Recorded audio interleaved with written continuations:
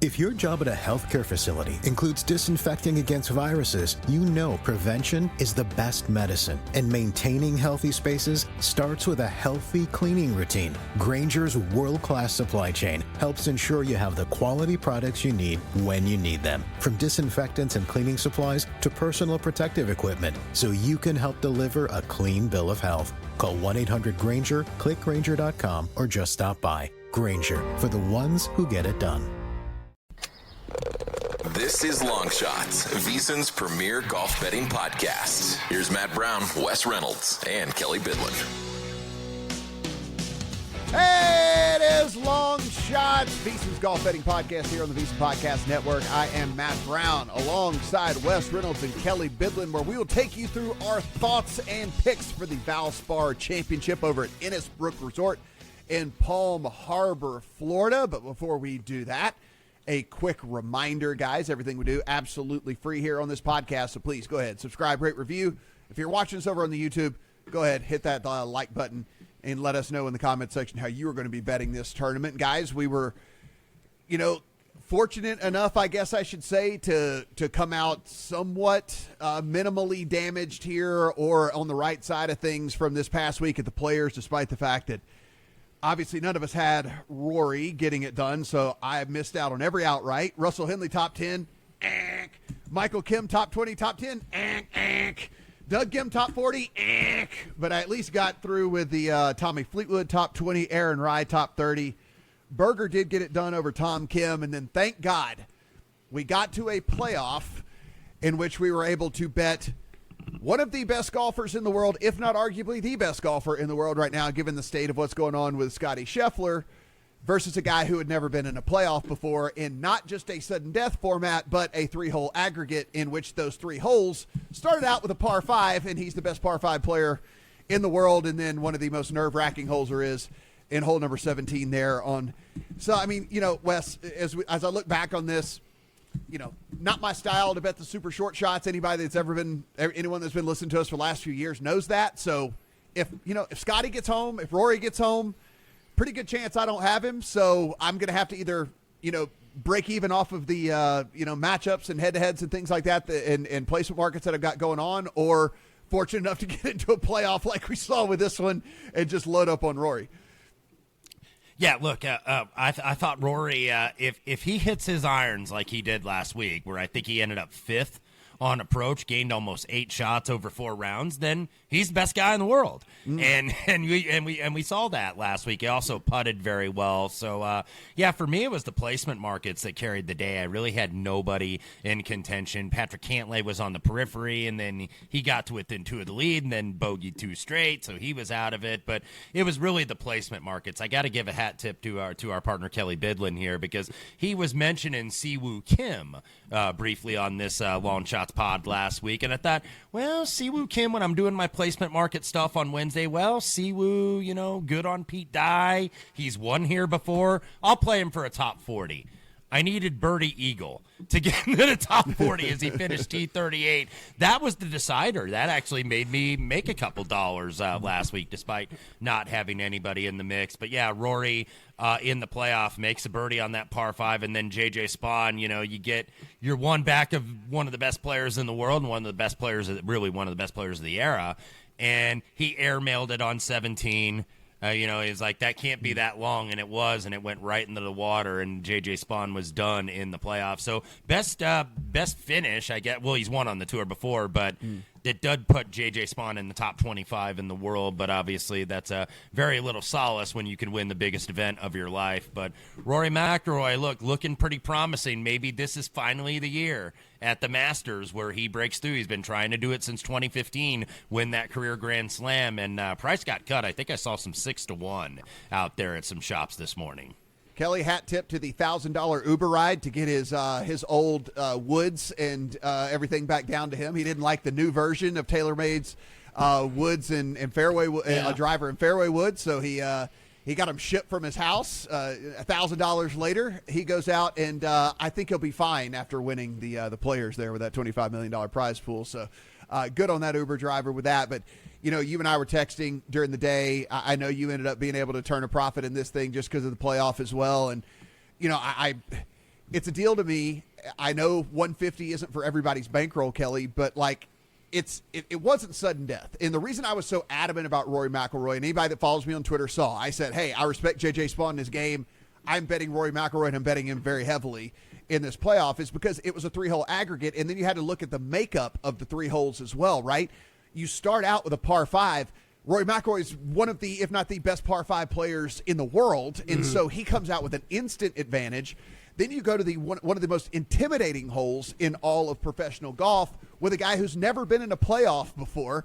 Who's going to more likely to blink in that scenario in those amongst those two guys? And at that point, if the first 2 holes go like I think, then you just play 18 kind of normal, which is exactly what Rory did. You just play it kind of bland or whatever, and you go and you win the championship. And so, yeah, it's a different strategy if it's a sudden death type thing, but with it being a 3-hole aggregate and the holes that were involved in that playoff, it's why I was so confident in Rory there in that playoff. Yeah, I love it. Love that you texted me that it was minus 150 still at a couple shops, because I think it closed like minus 190 before we got to Monday at certain places, and everything you just said, right? I mean, the 3-hole aggregate, like, that makes a huge difference. Having a par 5 involved when those two players are going at it with each other is a huge difference. And look, it's no slight to JJ Spawn. He's a model darling, right? Like, we've talked about him for years on this podcast and have burned plenty of good money away on the guy. I wish I could say he's won me more than he has, but he's been bet fairly often. So I think the only other thing it was actually still a little bit of a small loser for me overall. One of those tournaments, look, we talked about it in detail last week, but with all the variance that comes into play with all the water, for me, it was dialed down a little bit on what you're betting on matchups and top 20s and stuff like that. And this is kind of the time of year where I usually I start sinking more money into those markets. And it's just good cap on a lot of these guys, because if I just kind of blanket bet top 20s on all of them, I would have had a great tournament. But some of these guys I chose just to go outright top 5 on or skipping matchups. So just a little frustrating. But last point on Rory I just want to make, Matt, is when we do have these conversations about win equity, and I think you just broke down really, really well just to the end of the tournament and why that bet was good for the timing of it. But, we talked about it last week. I said 2 weeks ago, I was probably about as high on Rory McIlroy as I had been in a couple years. And then he didn't look all that great at the API. And you're hearing these stories about, we saw him struggling with approach. We heard the reports about the woods being switched out and stuff. And it's tough for me to go and approach and bet a golfer that's going through that type of stuff, no matter what their name is.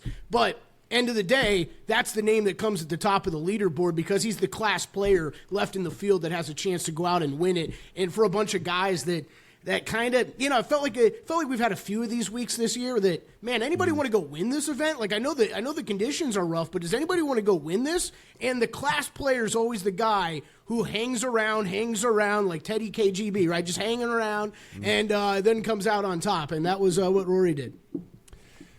Well, we're staying in Florida. We're going to wrap things up here with the Valspar. We talked about that at Innisbrook Resort over in Palm Harbor outside of Tampa, the Copperhead Course. If you go in, you look, guys, you can stay there. You can play. They have multiple courses, but this is the one they're going to be playing.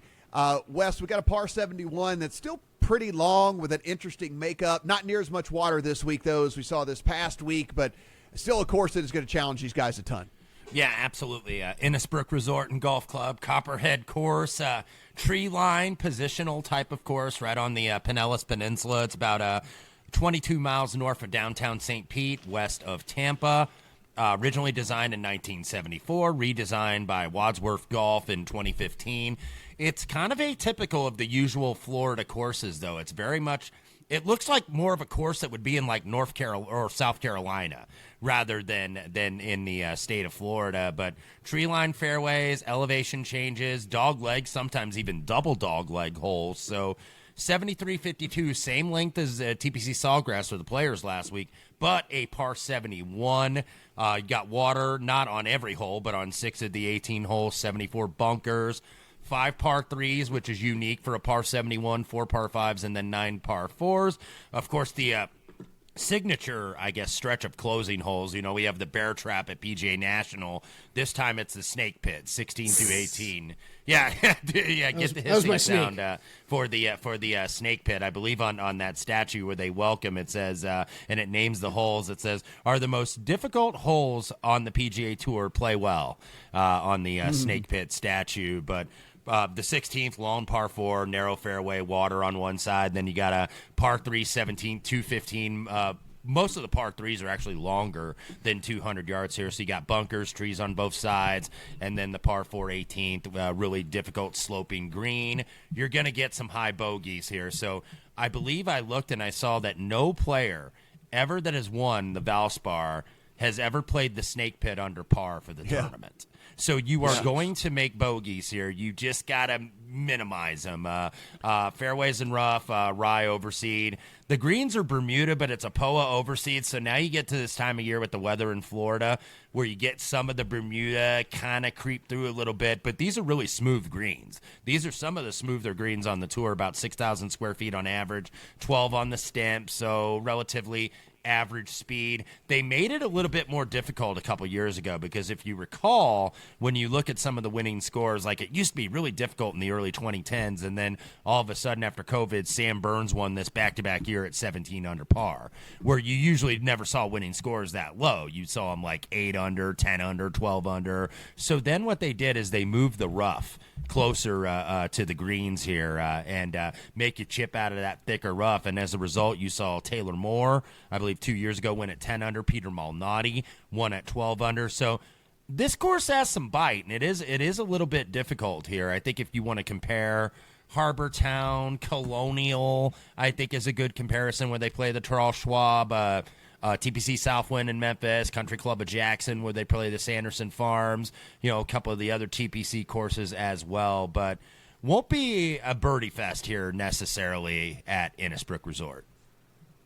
Kelley, as we look at the odds board, you will see we do have some big names that are playing this event, but it is certainly not the quality of the field that we've seen here over the last couple of weeks. Tommy Fleetwood at the top of the odds board right now at DraftKings anyway, all the way down to 10-1. This was 14-1 yesterday, so Tommy Fleetwood taking a bunch of money here over the last 24 hours. Xander Schauffele, Sepp Straka, Justin Thomas, Sam Burns, Tom Kim, Michael Kim, Corey Connors, Adam Scott takes us out to 30-1. Everybody else 35-1 or longer. Kelley, when I look at this, you look at the field, and it's either guy. In my opinion, it's like why would you play this right after a couple of elevated tournaments in a row? This course is much harder, much more challenging. Wouldn't these guys just want to break? The field to me seems like guys that are either streaking right now and they want to stay on their hot streak, or dudes that are looking for something, right? And like you look at Xander, and he has not looked right yet. Justin Thomas, after this past week where the first round he was just spraying it all over the tee, and then it comes back the next day, shoots 10 under, then goes sprays it again on Saturday. Like he's trying to find some consistency. Obviously, Sam Burns, even despite his success on this course, is a shell of the golfer he was a year and a half ago as well. So it's kind of a mixture of dudes that are riding the heat, like Michael Kim. I know he got cut last week, but hey, listen, you're not going to make every single cut. Corey Connors, obviously a good showing last week too. So it's just how we attack this board is going to be quite interesting. Yeah, no, I think you're spot on with that analysis. It's you just look at the names, right? Okay, Fleetwood, Straka, Michael Kim, Corey Connors, those guys, Shane Lowry, running hot in Florida. Why not play one more here before we move on? And then, yeah, like you said, a lot of guys that are still just trying to find something in their game. So, yeah, interesting. Going to be an interesting week. I always find this an interesting handicap every single year because we really are. There's a lot of similarities from last week, right? I know it doesn't. I know it doesn't look like it, but for things that we're looking at statistically and course-wise, there are similarities from last week. You're going to have to be forced to club down off a driver on certain holes here. Driving distance is not something that's going to be able to really be used as a weapon for most of these guys this week. That's something that's similar. You don't have the water in play. All the grass types are the same, though. So, yeah, I think you hit the nail on the head, Matt. I think for a lot of these guys, if you've been playing well, especially in Florida, yeah, you're carrying that over for one more week. And you will get some variance, like in the winners, like when I look at the recent history, because I always put that in there because I want to see if we can get a clue of what type of player wins at a given course. Is it a bomber? Is it a good approach guy? Is it a good putter? You've got, I think, a little bit of variance here. Like Peter Malnati won this thing last year at 300-1. And I think has since missed like 15 of 19 cuts or something. So you'll get one off the radar. Taylor Moore was 50. Sam Burns won this back-to-back years in 2021 and 2022. Paul Casey back-to-back years in 2018 and 2019. Spieth, Furyk, like you've seen class players win here, but you've seen bombs win here, like Malnati, like Adam Hadwin back in 2017, like Kevin Streelman in 2013. So you do get, I think, a wide range of guys that have won here in terms of the type of player. So started to put together the thoughts here. Kelley, you kind of dove into it a little bit as what we're looking for here from guys, and as we put together these models, and our disclaimer each and every week, we are not coders. We didn't code these models. We're using other people's skeletons and putting the information in, weighting that to how we believe to the importance to be, and then see what it spits out and kind of put us as a guide for what we're doing. We're trying to put together our betting card each week here on this podcast and over at VSiN.com. And so, Kelley, you talked about distance not necessarily being a thing. I didn't weigh it. As always, we'll use that disclaimer as well. As always, distance can certainly help if you're accurate with it, but I don't want it to be a separator for me this week. So I did look at just off the tee, but I did a whole bunch of weighted stuff this week as opposed to just like normal, because it's a pretty eclectic field outside of the top names and stuff. And so I did the weighted stats as opposed to just the blanket stats. And so weighted off the tee, weighted approach, around the green, things like that or whatever. And of course, with it being as difficult as it is, let's avoid the bogey. So bogey avoidance, there's 5 par 3s, so we might as well know how these guys score on those. The most scoreable holes are the par 5s, are the only ones that play under par on the entire course. And so that's pretty much it for the model for me this week. And then after that, it's, just good drive percentage. Can you keep it from spraying and giving yourself like pretty bad looks in? Because even though there isn't water, there is a lot of trees, there are a lot of dog legs, there is a lot of odd angles and bad positioning you can put yourself in if you're wayward off the tee. So that's kind of where I went this week. Did you emphasize any of this stuff maybe more than you would have, maybe than the market does, actually? Yeah, I think it's just kind of going back to last week. This is it's another heavy approach type model that we're looking at. Just a couple of the notes I caught from Ron Close, who does work over at BetSperts, in his article. And Wes, maybe you had these in yours too. You just posted. Sorry, I didn't have time to read yours yet. Okay. No, I sent it a little late today. But toughest course to gain strokes off the tee. So just keep that in mind for this week, and that speaks a lot to the distance, right? You're not being able to take driver out on every hole. You're not going to be gaining a ton. And lower only 2 courses on tour in regular rotation with shorter distance off the tee. That's Pebble and Harbour Town. So just something to keep in mind with what you're looking at off the tee. I attacked it very similarly as you did, Matt. I think if you are using sites like Rick Rungood, like we are, I think the weighted stuff is really important this week. I did the same thing because I think once you get down to the mid-range golfers, kind of that time of the year, right? We've played a lot of the signature events here back to back. We haven't seen some of the guys that aren't quite as good in a little bit, and you got to kind of parse through the data of who's played and who's played at what events here over the past couple months, because that definitely does matter. So look, really heavy approach for me. About over half the approach shots these guys hit are going to come for 175 plus yards. So tacked in the proximity buckets this week, 175 plus, 200 plus. That 200 plus kind of covers some of the par 3s as well, if you want to look at it that way. You've got 4 of them 195 plus, I believe. So that was part of the reason why I weighed that a little heavier. But yeah, otherwise, strokes gained approach, you hit on it, but off the tee, good drives, accuracy off the tee, but really light this week because guys are going to be using all kinds of different clubs off these tees, depending on the hole. Par 5s gained. Like you said, Matt, it's going to be really important for these guys to go score on these. Got to score on the par 5s. So wanted to factor that in, some scrambling and bogey avoidance, and that was my whole model this week.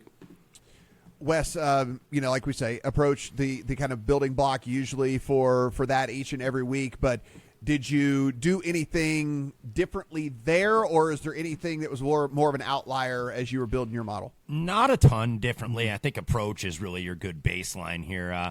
Going back to 2015, I believe the worst approach week was Malnati last year, and he was 20th. Like, he was still pretty good on approach, but I think he was like really at the tops for putting and then around the green as well, so that's what won him the event. So approach for me, 175 to 200, 200 plus. I think that's what you got to look at. You're going to have some long irons here. Good drives gained, I felt was probably better than going like pure SGOTT or something like that, because obviously good drives mean you could still miss the fairway and reach the green in regulation. These greens, by the way, not very big, so GIR you could maybe look at in context.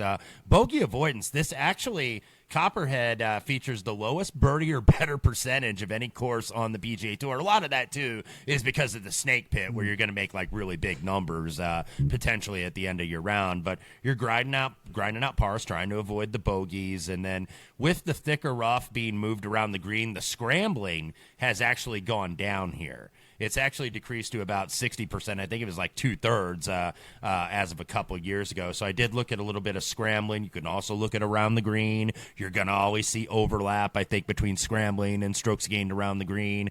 I did look at a little strokes gained par 5, because those are the 4 easiest holes on the course, or are the 4 easiest holes. So you have to be able to score. That's because you're probably going to give 1 or 2 back somewhere else. And then Kelley mentioned it about the par 3s. 3 of the par 3s are 200 yards or longer, and the other is just under that at 195. So strokes gained par 3, 200 to 225, I think you could certainly look at. And then I did like a little baseline putting this week, because it is Bermuda, but it's dormant, so it's a POA Triv overseed, but it's not like, the Torrey Pines or Pebble Beach POA, where it's pure POA. So These are really smooth greens. And if you look at the putting, Malnati, I think, was 3rd here last year. Taylor Moore was 9th in the year he won. Burns was 8th and 3rd.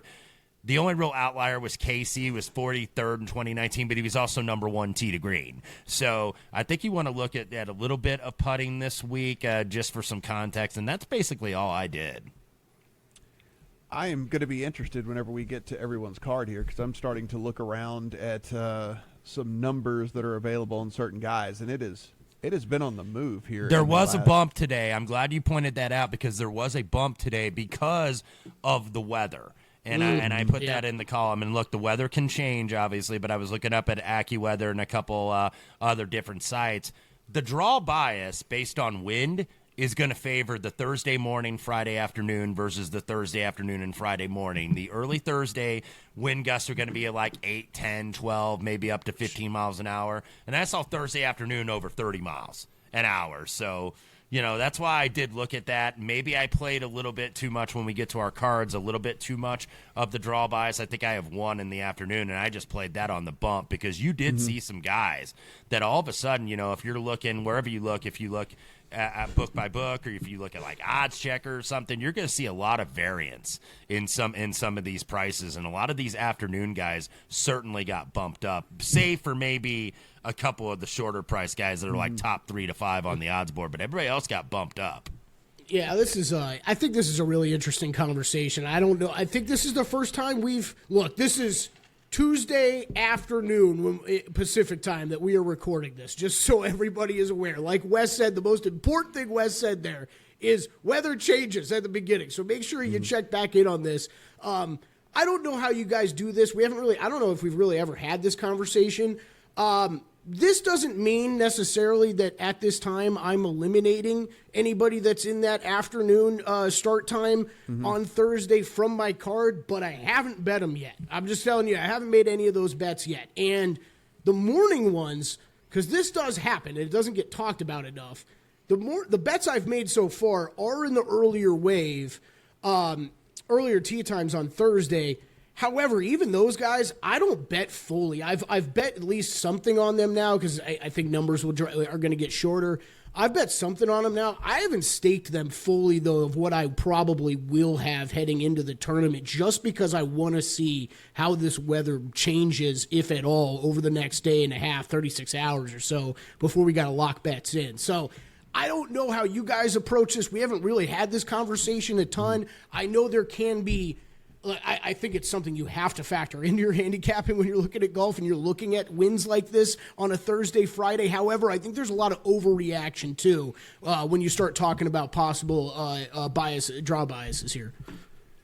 No, I think it's a great conversation, Kelly, because it is, again, one, these are forecasts. Two, there is while you don't want to be playing in 20-mile-an-hour winds for sure, if it's not actually blowing 20 the whole time and it's blowing more like 15 and the gusts don't actually hit that peak of the 28, 29, 30, and it's more just like the 22, 23-mile-an-hour gusts here and there, yeah, it certainly benefits the earlier tee times. There's no doubt about it, but it's not so dramatic and so drastic that I would then at that point eliminate anybody from contention, because as you see right now, at least as it's forecasted, and Florida weather hashtag we can change, it gets mild on the weekends, and so anybody around would still be able to do whatever they need to do. So yeah, I didn't eliminate anyone. The only thing I did do, and I'll just go ahead and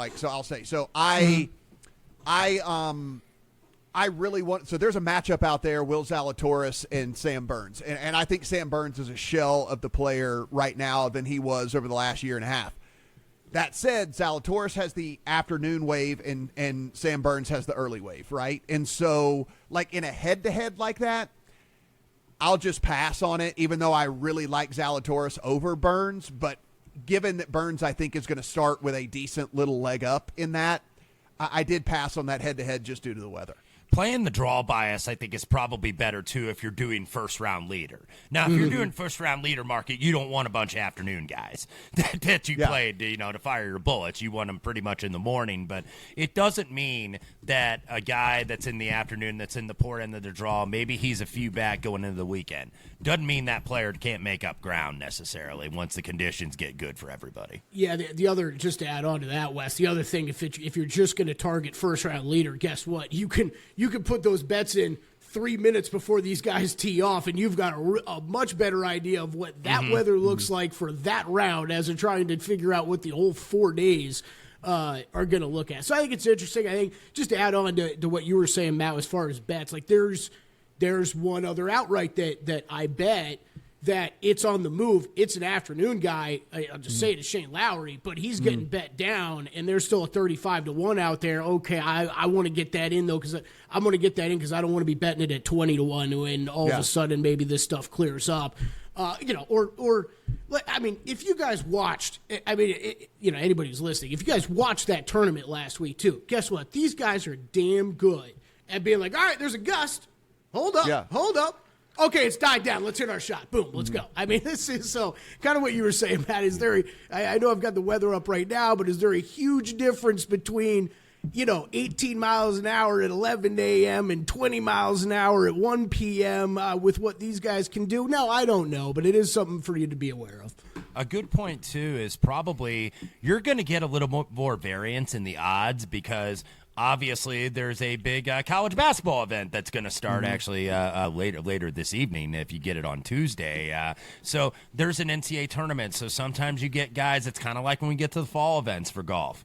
They're knee-deep in football, both college and NFL. So they're not focusing as much. So some of these books are going to be quicker, and some of them are going to be slower to move any type of adjustment. So that's why, I usually don't see this much variance on the grid. But, you mentioned a player earlier. I'm seeing, Adam Scott at 50-1 some places and 30-1 at some places. So you don't typically get that kind of variance, even for what is not a major championship or a signature event, PGA Tour event. You usually don't get that, but you certainly have it right now. I think largely because of the weather and also because of the lack of focus, being that it's after a signature event and maybe some of the odds makers not paying as much attention.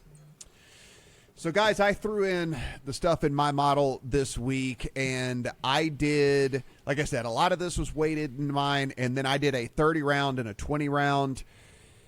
Sepp Straka might be the class of this field right now, given how he's playing. He was number one in one version of the model, number two in the other version of the model. No surprise to anyone who saw what happened last week, and I'm glad I didn't have to eat my words. Alex Smalley is showing up, popping pretty good. Lucas Glover, who had a good showing, also showing pretty well. And then we get into again, the household names and Tommy Fleetwood and things like that. But my card is a little bit more spread out this week. Not that I think that there's going to be a ton of variance here, but I do think that the biggest of the big names scare me less than they do in a normal week. And so, if I think the class of the field is Sepp Straka, as good as he's playing, I'll take him on with some of these other guys is kind of how I went about all of this. So, Kelley, you put the data in, you spit things out. What ended up on your card? Yeah, Sepp Straka's damn good. Let's go at it head-to-head. Are we doing a side bet or something this week? Is that what's going on? Yeah, I bet him. At 18-1. He's start him on the outright card.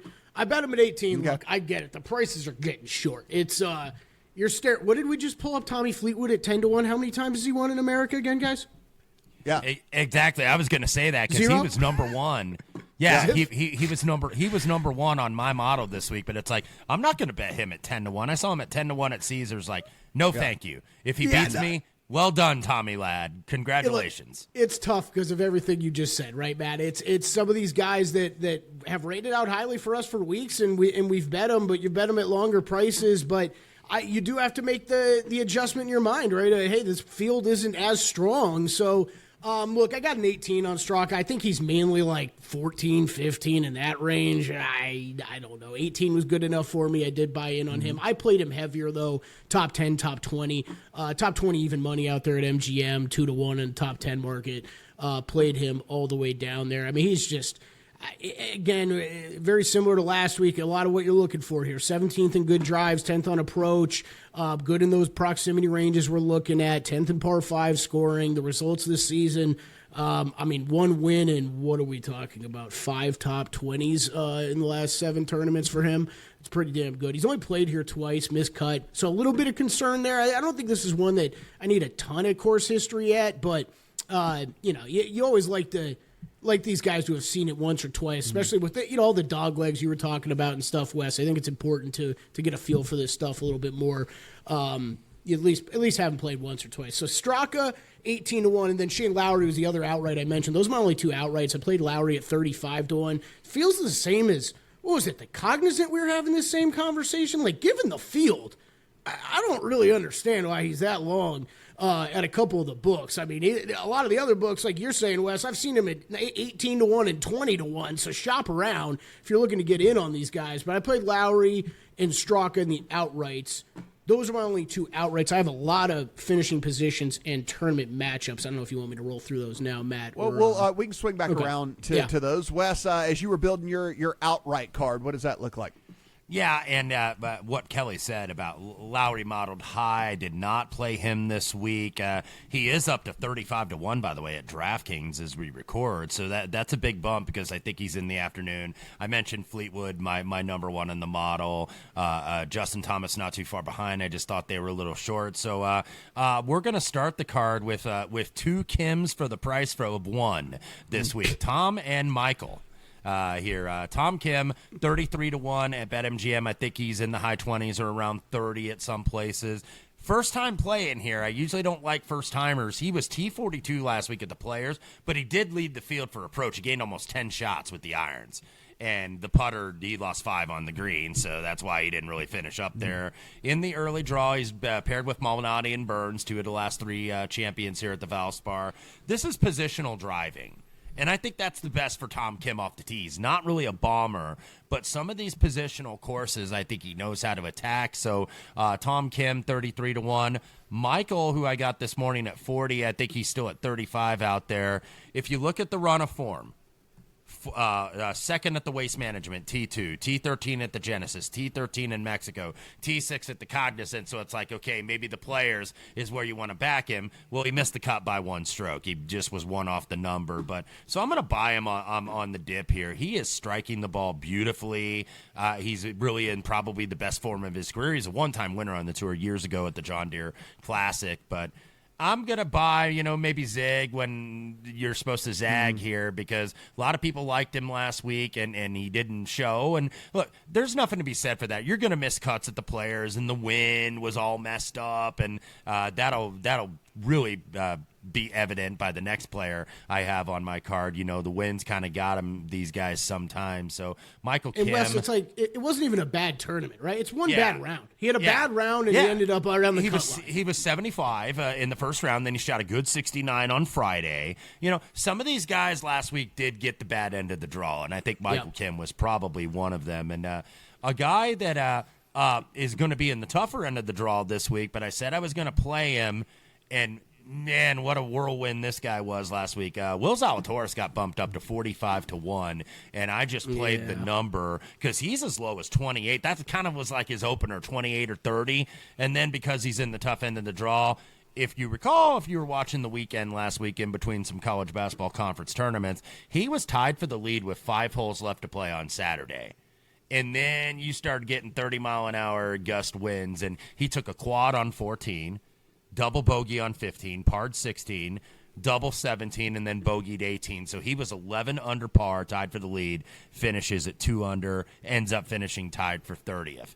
But he gained on both approach and with the putter. So I'm going to actually buy on that. Even though he's in the bad end of the draw, I'm willing to kind of forgive that. He played very well and just had a bad stretch of holes. And, so maybe getting a little bit ignored this week. But I do like Zalatoris. I think he'll play well even in the I got tough very end. Close on him. Yeah, I got very close to pulling the trigger. I go ahead and say, so while I bailed on the matchup, I did play Zalatoris outright, and it was like, I wanted some exposure to him. It seemed like if you were watching the tournament, I mean, it seemed like he's kind of started to figure things out again, and like, look, golf's hard. I mean, hashtag golf's hard, right? I mean, like, you go out, you have a couple bad holes, and it blows up your tournament. That's the way golf goes sometimes, especially on a course like that. A little less evident here on this course with something like that. So yeah, I did pull the trigger on Zalatoris. He is, like you said, Wes, on the bad end of the draw, if that matters to you guys out there. But the price was just not indicative of where I think he's at right now with his game. Yeah, starting to show some real consistency. So I wouldn't be surprised. Maybe it's this week. Maybe it takes a couple months, but he's going to break through, I think, and get back in the winner's circle at some point. A guy trying to get in the winner's circle for the first time that was runner-up 3 weeks ago at the Cognizant, Jacob Bridgman. Let's call it about 60-1 on average right now. Second at the Cognizant, top 15 at the Arnold Palmer. Last week, he finished 50th at the Players, but he gets in the top 100 in the official world golf ranking for the first time in his career. So it's a milestone for some of these young players. He's just a guy in his mid-20s. 14th in strokes gained total, 17th in putting this season. Those numbers are better when you just take the players that are in this field, I think 9th and 12th respectively. But Jacob Bridgman, I think he could go well once again in Florida. And then a guy that's played well in Florida, but you really you get almost two different players when you look at this guy. When you look at his approach and off the tee, it's like, oh my God, how's this guy even on the tour? And then when you look at the short game, it's like he might be one of the best in the world because he has one of the best short games in the world. Christian Bezuidenhout, who I believe now is consensus 66-1, and I got him at around 70. 6 on tour for scrambling, 9th for putting, 11th around the green, top 10 here at Copperhead last year, 7th for a category that's called distance from the edge of the fairway, which I didn't model, but I looked at it this week. It shows that, he's getting some of the proper angles even when he misses the fairways because the approach numbers are atrocious if you look at this guy for the season. But I can count on him being solid or rock solid and steady around the greens. Just needs to hit some better shots, and I think that he could and contend like he did last year. So Bezuidenhout, and then the 2 triple-digit guys, and I got him at 100-1. He was actually a little bit better at some places, but he was like in all of these stat categories, and I looked at the form, and I was like, well, what's going on? He really hadn't been in the mix that much this year, but Nikolai Højgaard at 100-1, who missed the cut at the Players last week, but 9th in bogey avoidance, 13th for approach, 17th for putting, leads the tour in greens and regulation, 2nd in 3-putt avoidance. He can hit the greens. He can grind out pars. He's a really talented guy. I mean, he's won big events in Europe, but it's a transition to be able to win on the PGA Tour. It is different, but if he hits all those greens like he does and grinds out the pars, I think he could hit some really good shots. So Nikolai, by the way, Rasmus is also in this field this week. So Nikolai Højgaard, 100-1. And then a guy you might have seen on the first page of the leaderboard if you tuned in on Sunday, never quite made a move because I was trying to think, okay, who do I want to take a shot at if I want to take on Rory? When Rory, I think, had a one-shot lead when we got the rain delay, and I was actually on a program on Sunday with Matt Brown, and I was and I know Matt had a little Tom Hoagie, hopefully he got in the clubhouse, and just was looking at guys. I was like, okay, who's down the board? And then I got a text from a friend after my spot, and I was like, well, how about Danny Walker? And now, Danny Walker never made a move. I think he ended up T6, 10 under par. PGA Tour rookie, earned his card this season. He was top 30 on the Korn Ferry list last year. 6 at the Players, actually his best career PGA Tour finish. Now, keep in mind, he's only been on the tour for 3 months, but he was second for off the tee. He was 6 in greens in regulation. He got the last spot in the field last week as an alternate and actually made the cut on the number. Talk about a guy who had a bad end of the draw and ends up in the top 6. So, worth a shot here at 125-1, I think, for Danny Walker. And, some of these triple-digit guys are worth it. I was trying to see who barely did not make the cut for me. I considered Matt Wallace. He was another guy I considered. He's in the early draw. He's actually had a couple good events here. I think he was 7th here 2 years ago. I did consider him. Also, Andrew Putnam did model kind of high for me, but ended up not going on the outright. Some of these guys, though, will be probably on placement markets for me. Yeah, I did a weird. I bet this tournament weird. I couldn't decide how to do it, and so basically, I played the Zalatoris outright, and then that's kind of the way that I would normally play an outright, and then I took a whole bunch of other dudes, and then let's assume that your typical betting unit is $100 on a player or something like that. I'm basically taking 20% of that and then playing an outright with them, and then putting 80% on a placement market on all these guys, because I think their win equity is not great even if they get all the way up there, but I don't want to miss out on the long numbers attached to them. But again, my model gave me a bunch of guys with big numbers next to their names as ranking out very well, and you dig into their stats and you start to see why that they're showing up the way that they're showing up and the things that are going on with all of that. And so because of that, I don't have much of a choice here, and so I just played a bunch of placement market stuff this week, basically, more than anything else. But I played Zalatoris full staked on the outright, and then this is all a pool of guys that, again, there'll be some outright on these dudes, but it'll be various placement market stuff on them with all these. So Bridgman won as well, Wes, for me. Bridgman modeled out incredibly well for me, and you go in, you start to dig into his stats, and you realize why. Been really, really good. Joel Damon. Dude, Joel Damon's actually been playing really good golf, and so you go in and you look at Joel Damon, and I was really shocked as to what you're getting out of Damon right now, but he's really getting it done off the tee. And as we said, guys, hey, this is a positional course, right? If it's off the tee and approach, look what have you done for me lately? Well, look at those numbers right there, right? I mean, so keep it in the fairway, get me on the green. Well, then we don't have to worry about your deficiencies around the green or whatever and all of that. And so hopefully you can figure out how to putt it in the ocean. And so Joel Damon, a guy for me that I was really shocked that he did as well as he did. Sam Ryder as well. I also considered him. Yeah, Sam Ryder, 12th in one of the versions of the model for me, 11th in one of the other ones, and you start to go across, and it's he doesn't do anything exceptionally well, but he is green, at least across the board in all the categories, and that for me is always going to pique my interest with these guys when you go in and you start to look, and so Ryder's one of the guys where it's Kelley, you're pulling up. I hope he doesn't have to chip this week. But see, this was what was interesting to me about this, right?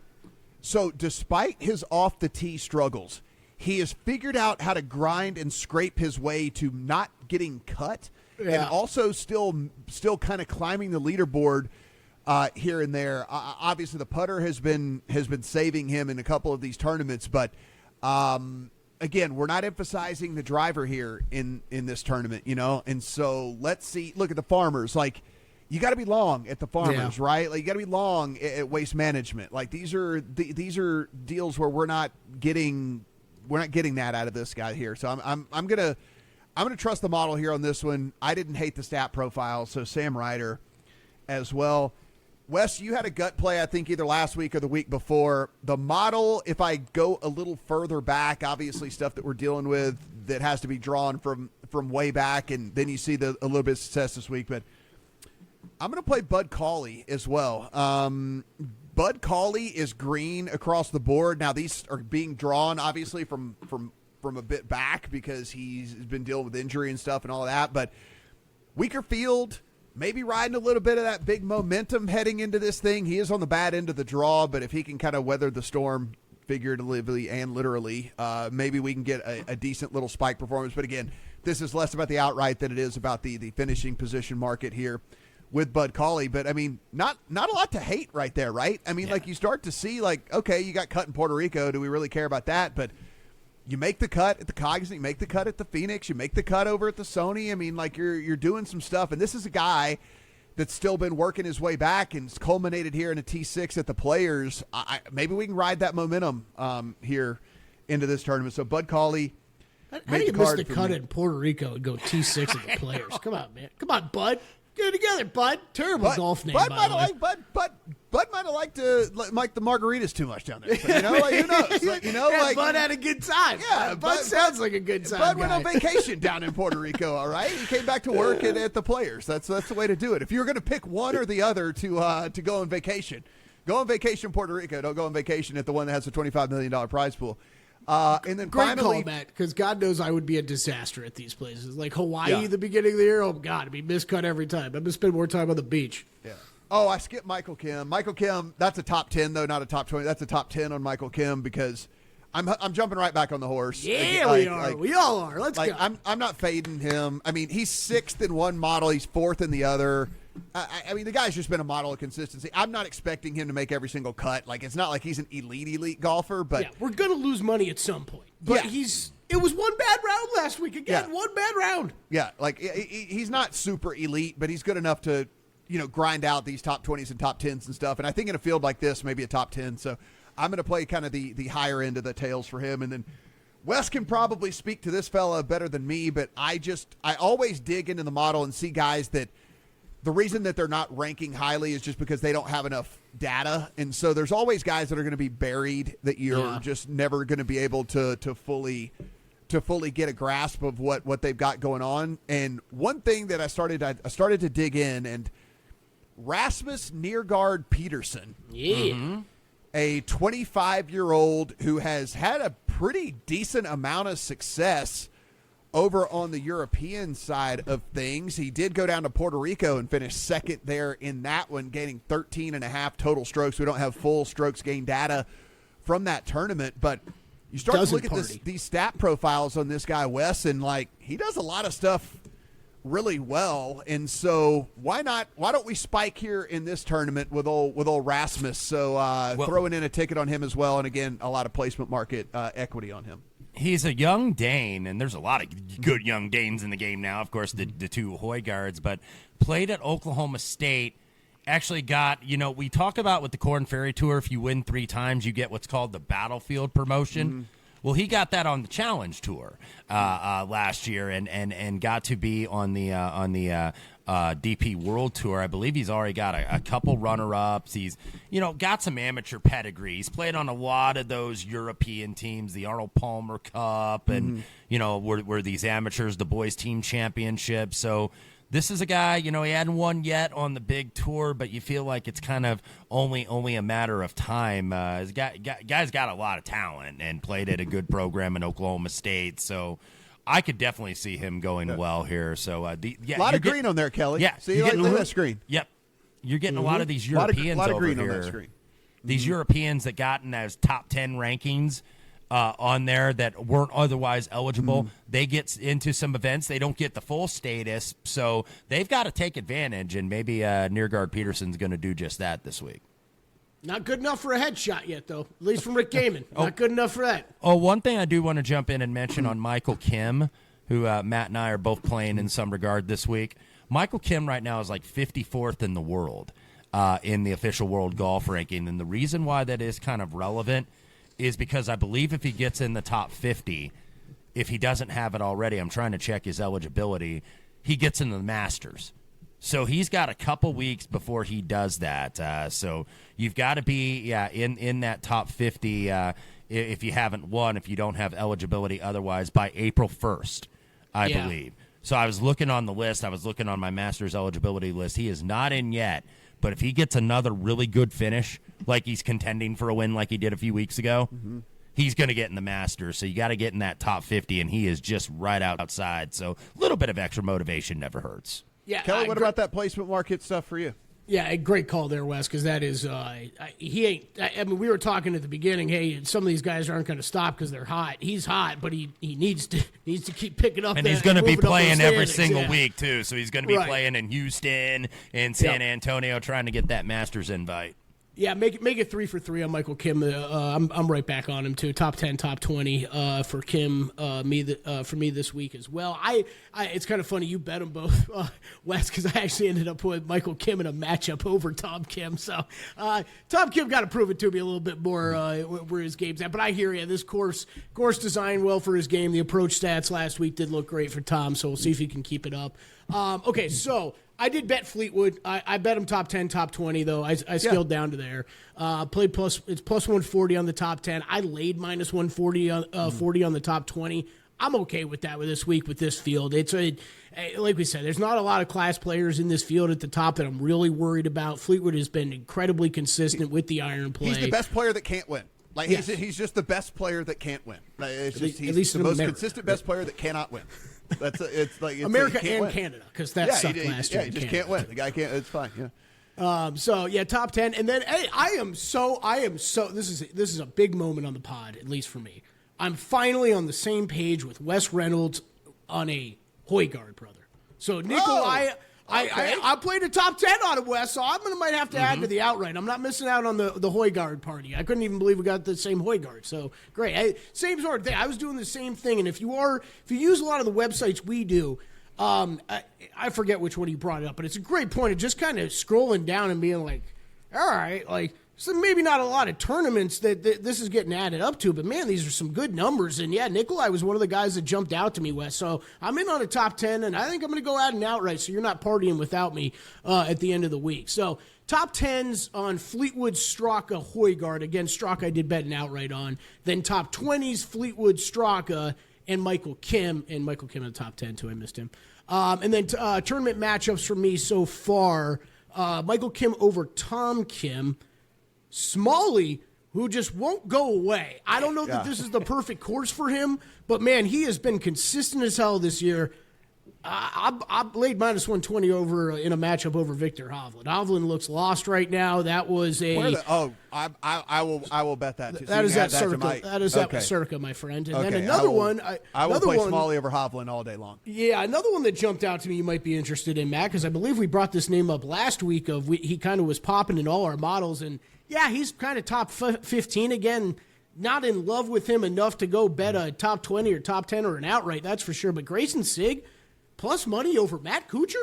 I don't know if I've seen Matt Kuchar in like 7 months. So I know he actually has played, like looking into it. But Grayson Sigg, like good approach numbers. I'm getting plus 102 on that matchup bet. That was one that really jumped out to me as well. So a couple matchups I really like this week in those two. Smalley over Sigg. Did Kuchar have a hole-in-one this past week? Smalley over. Did he? I totally missed it if he did. Didn't he?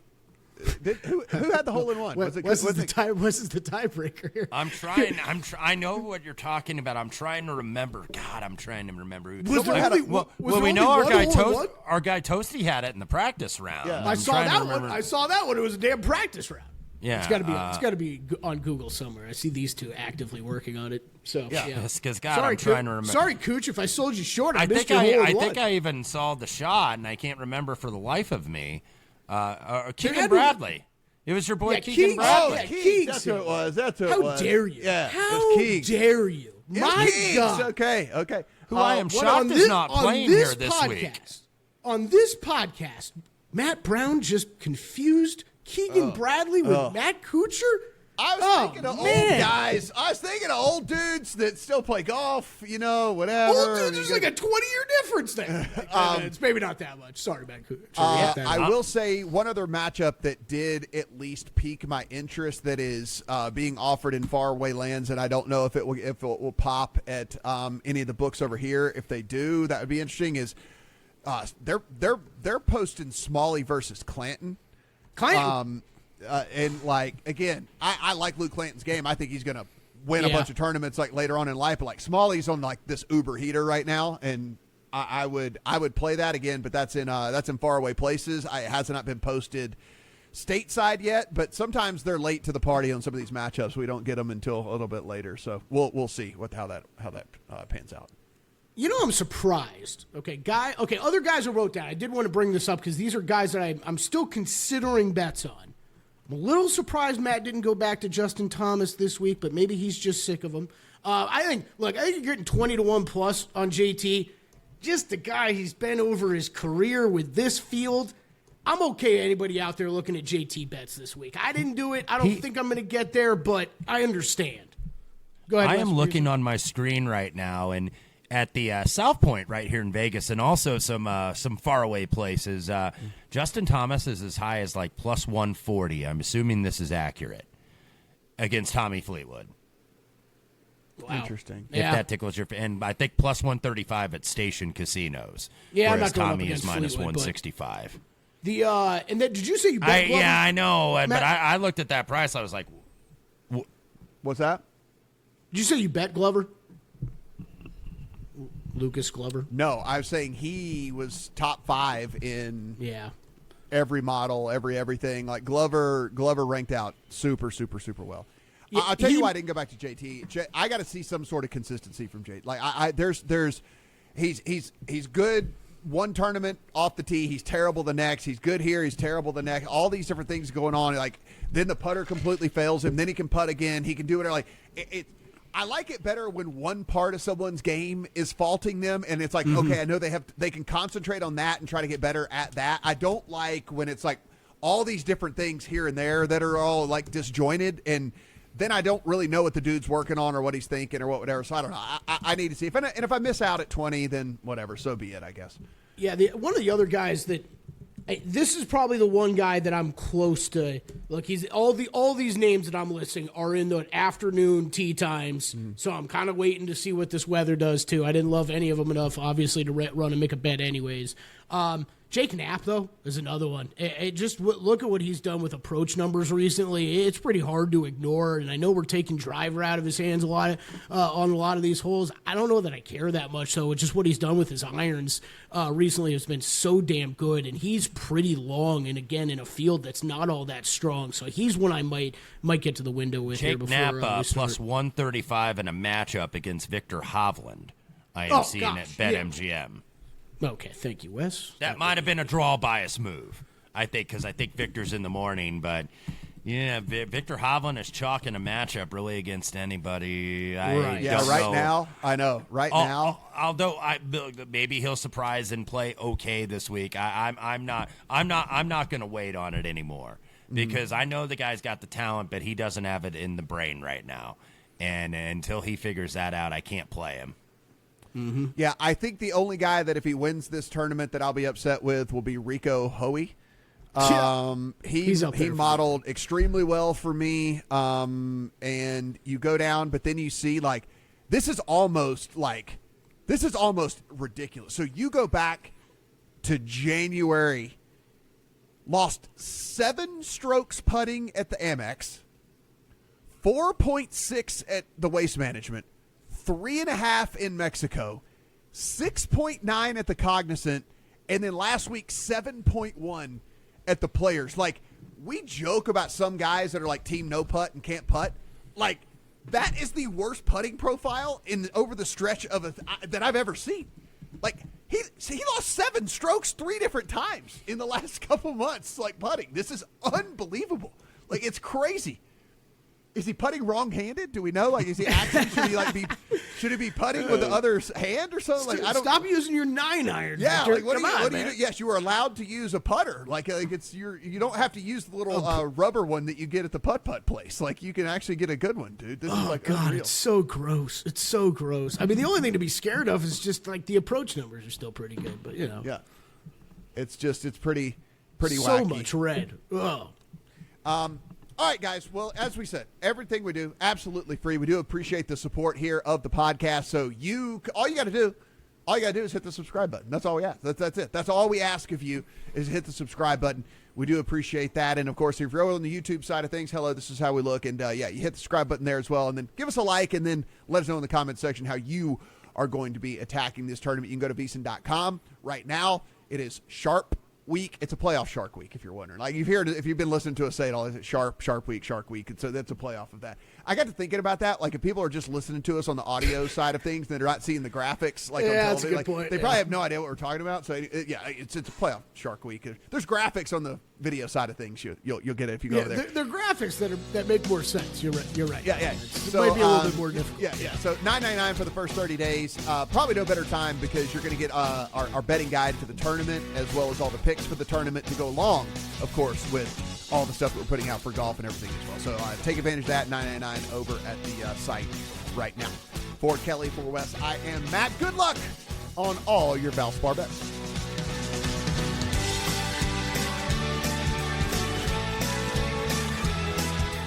If your job at a healthcare facility includes disinfecting against viruses, you know prevention is the best medicine. And maintaining healthy spaces starts with a healthy cleaning routine. Grainger's world-class supply chain helps ensure you have the quality products you need when you need them. From disinfectants and cleaning supplies to personal protective equipment, so you can help deliver a clean bill of health. Call 1-800-GRAINGER, click Grainger.com, or just stop by. Grainger, for the ones who get it done.